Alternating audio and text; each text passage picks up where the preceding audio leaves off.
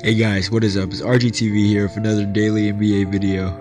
Hey guys, and before I start this video, don't forget to subscribe. It's like just, down there under the video, below the description, that red box, just click it like once, you smash it, Now, seriously, can you please subscribe? I'm trying to get as many subscribers as possible. I'm trying to bring as much content as I can to y'all.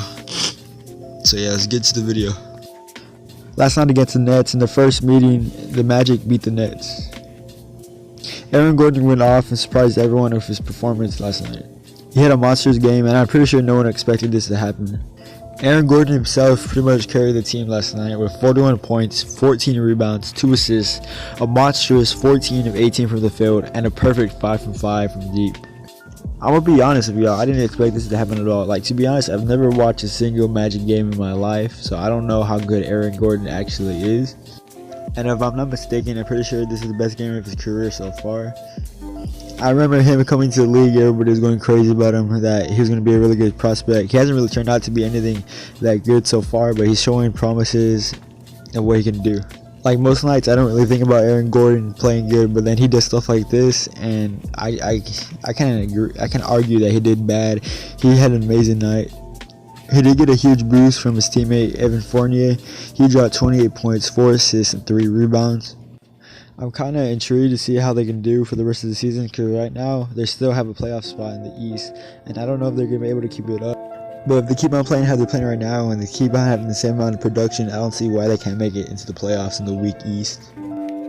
After the game, there was a little bit of controversy about Aaron Gordon being a little selfish, but I just think they were a little bit frustrated after the game. You're not getting enough touches. I'm pretty sure he performed perfectly, and they're just a little overreacting. Moving on, since 2005, this is the first time LeBron James has ever played the point guard position officially. We all know he plays it, but he never does it officially. LeBron James led his team to a victory over the Chicago Bulls. The score was 11-19 to 11-12. LeBron James had another monstrous game like he usually does. With 34 points, 12 assists, 2 rebounds. He went 13 for 20 from the field goal. He went 4 for 16 from 3, and he went 4 or 5 from free throw. Kevin Love didn't do too bad himself. He got 28 points, 2 assists, 12 rebounds. He went 7 of 16 from the field. The Cavaliers have been performing quite nicely, and they have a next game against the Nets. Excited to see how good D'Angelo Russell could do against LeBron and Kevin Love Cavaliers. They're probably going to use the exact same lineup against the Nets in the rest of the games after this, because Isaiah Thomas is still out, and so is Derrick Rose. But I'm sure as soon as one of those guys come back, they're going to put them back in the starting rotation and put LeBron back as smaller forward. But until then, that's all they got, unless they want to start Jose Calderon, which myself, I don't think that's a good move. He should belong on the bench with the second unit. It's not like it's a bad thing. LeBron James has been performing outstanding as a point guard, and I'm pretty sure they're going to keep him at this position until one of the point guards come back. As you all know, this season has been filled with injuries so far in the first week. It all started with Gordon Hayward's leg injury, where he fractured his tibia, and he was out for the season. Next is Jeremy Lin. He went out for the season too. And there's been a whole bunch of little smaller injuries going around. But yesterday, what happened? Anthony Davis, he injured himself again. He went out in the first half, but DeMarcus Cousins tried to bring up the team to win the game, but he couldn't do it by himself. They have no bench or no other players besides DeMarcus Cousins that can score or get the ball in the hoop. Besides Ian Clark and Drew Holiday, they produced quite nicely, but in this game you couldn't really find them. I hope Anthony Davis comes back quick, because I want to see the way him and DeMarcus Cousins can develop as a team with the Pelicans. Another injury that happened last season during the playoffs was Tony Parker. Last season in the playoffs against the Rockets, he went down with a knee injury, and he hasn't played a game since. So what the Spurs are doing, they're sending him down to the D-League. So as of right now, Tony Parker, he's in the Austin Spurs. I hope Tony Parker comes back quickly, because what him and Kawhi Leonard were doing before they got injured was pretty nice. I'm pretty sure they could put up a fight against the Warriors when they're fully healthy.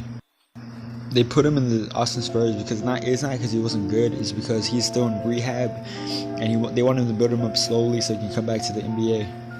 There's no timetable from when he'll be back, but I'm pretty sure it's not much more than a month from now. So I'm pretty sure he'll be back from a month, sometime in December or November. It's not too clear when he'll come back, but he'll be back soon. Because for a guy like Tony Parker, he's real fragile. He's getting older, getting up there in age, and you need to be real delicate with him.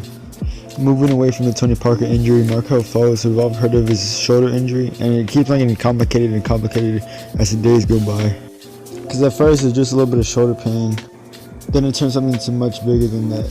Markelle Fultz says he changed his jump shot because of the injury and everything that was going on with his shoulder. The general manager said he got the injury because of the way he changed his jump shot. And there's no clear indicator of what happened or who did what and whatever happened. Nothing, no one knows anything except for the people down in Philly, but they still got it complicated, so I'm not too sure what's going on over there. They announced Markelle Fultz is going to be out for 3 games. If I was them, I'll keep him out longer because Markelle Fultz is going to be a big piece of this team moving on forward. And it doesn't really make any sense because whenever Joel Embiid has any slight discomfort, they take him out of the game or they don't play him for like a week. So it doesn't make sense to keep on playing Markelle Fultz even though they know he has a bad shoulder injury, and it all doesn't add up. So I don't really know what's going on. No one knows what's going on, but I hope he comes back quickly because I want to see how the team is going to be when he comes back. Alright guys, I'm done. Leave your suggestions in the description, in the comment section below, and leave a like, and don't forget to subscribe. I look at all the comments. I'm trying to grow my channel for all the NBA fans that want to know what's going on in the NBA and want the latest news. That's what I want my channel to be. Alright guys, I'm out.